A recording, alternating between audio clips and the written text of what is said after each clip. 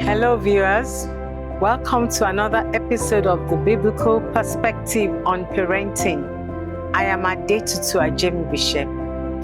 We have been looking at the attitude of acceptance, and we have also discussed ways in which we can convey acceptance to our children. Before we move on to talking about how to listen, I want us to look at this important matter of a child's feelings matter.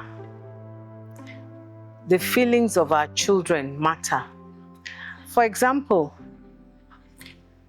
your children, maybe two siblings, have been playing, and then the older one rushes into the house, or maybe from the other room, and says, "Mommy, I hate Naomi. See what she has done. She tore my book."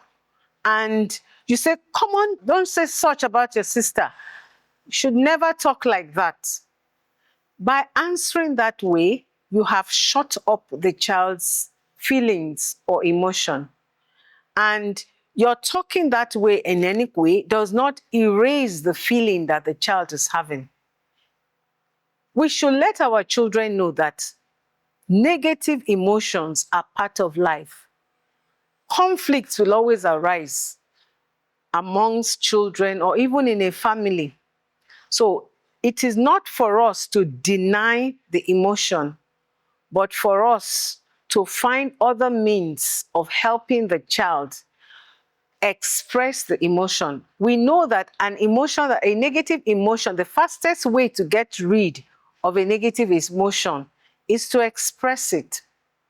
If someone is grieving, maybe having lost a loved one, it is not unusual for people to say, to express your grief. If you feel like crying, cry. It's okay, to express it. That way you get healed quickly.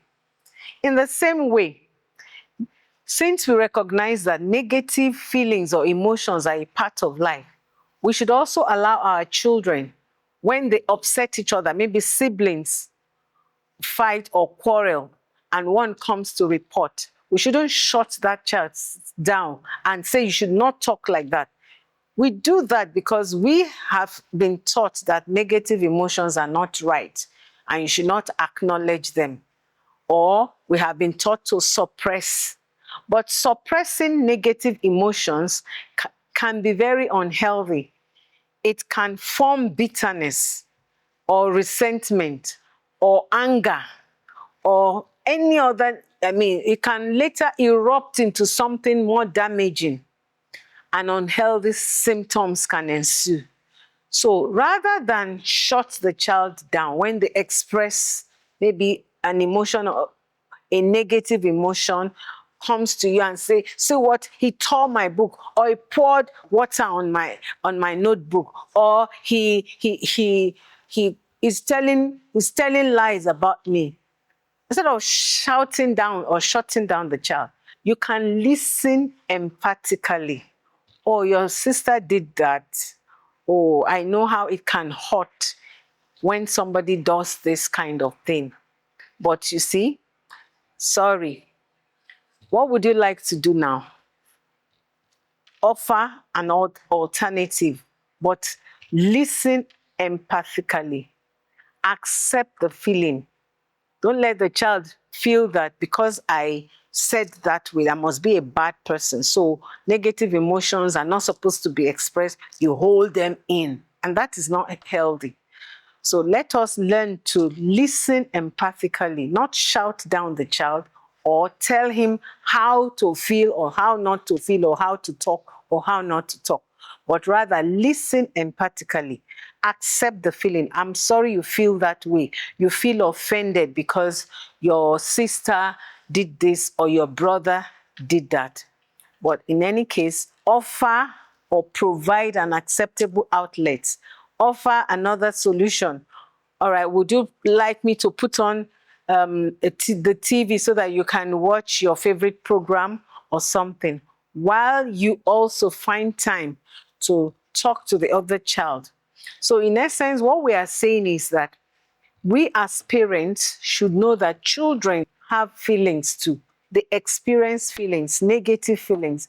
And when they experience this, it is not for us to shout them down or deny them expressing it or talking about it, but rather to listen empathically.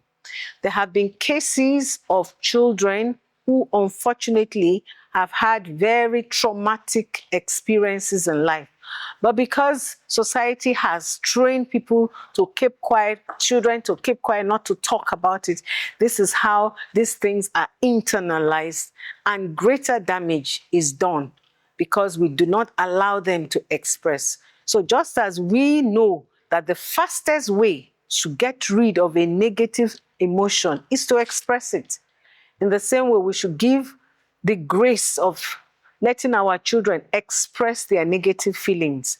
And when they do that, we listen empathically. We accept the feeling they feel and maybe offer or provide another acceptable outlet, so that maybe a hobby or sports or outing or something else, so that we help them rather than, push them to internalize because we have been taught that negative emotions are not good. Like we said, some of the things we need to change in ourselves as parents is that we need to unlearn some things that we have learned, and then we need to relearn new things. So this aspect of allowing a child's feeling to be expressed is very important. Thank you for listening. Please don't forget to share and subscribe to this channel. Your comments too will be greatly welcome. Bye till next time.